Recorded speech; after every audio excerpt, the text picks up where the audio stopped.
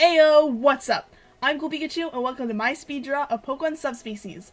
This series will all be going through the whole Johto Pokedex, designing 4 different variants of each Pokemon individual. Next up, we got Onix's evolution, Steelix. So sit back, relax, and enjoy. I'm just gonna say this now before I go into analyzing my design choices. Steelix has beaten both Fortress and Giraffrig as the hardest Pokemon I've had to draw.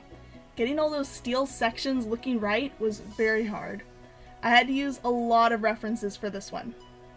Luckily, thinking up the designs was easier. I based these variations off of different metals, gems, and other things that are hidden in the earth. Like my unknown subspecies, the possibilities for this Pokemon are endless.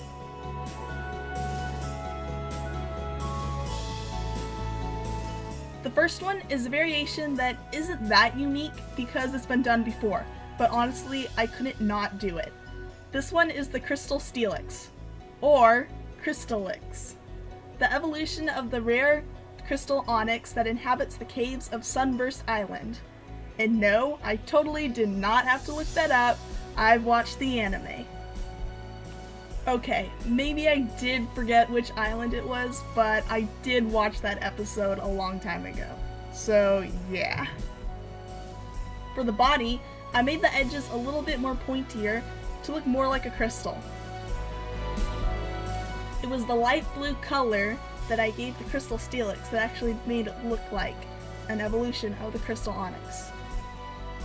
The next one, we've got the Gemstone Steelix, or the Gemstonix. I made the body the same, but I embedded different types of gemstones into the Steelix. I had the idea of using rubies, sapphires, and emeralds that will later show whenever I color it. I really think that the Mega Evolution for this one would be really cool. I probably won't be doing that anytime soon though, because I've still got like 42 Pokemon to give variations, and that's 168 designs to come up with. With the color, I used the same steel gray for the body, but I used red, green, and blue for the gemstones.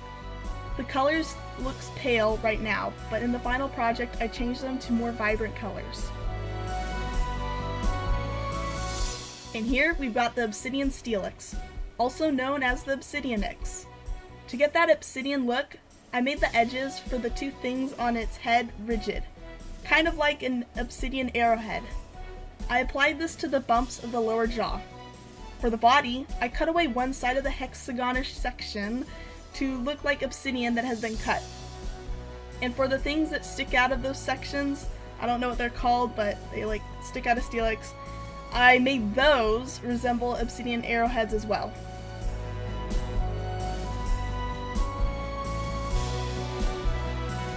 For the color, I gave it a very dark blue color because you should never use black whenever you're coloring in line art. And last of all, we've got the Bronze Steelix, or the Bronzix. Why bronze? Because silver looked too close to the original Steelix, and gold is its natural shiny coloration, so I couldn't do either of those. For the shape, I gave it a smooth look. I rounded off all the edges and made all of its sections spherical. I gave it a reddish brown color to try to mimic the bronzish hue of, well, bronze. After doing that, I realized that it looks more like clay instead of bronze, but once I got the highlights in, that changed and it did, in fact, look a little bit more like bronze. I didn't include showing me drawing the highlights in this video, but they were honestly so important to these particular designs. I can usually get away with only slight highlights on my past subspecies, but not with Steelix. They gave the look I needed to imply a certain texture.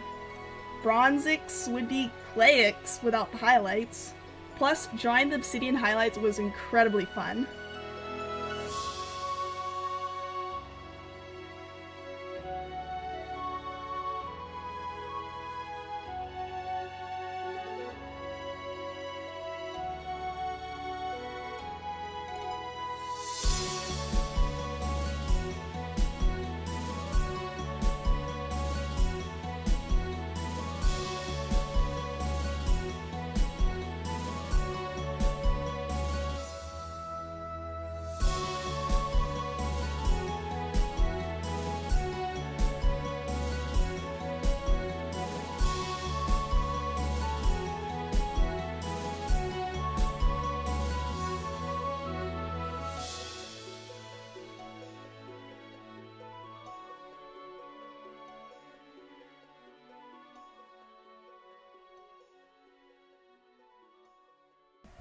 And there you have it, a little explanation of each subspecies of Steelix.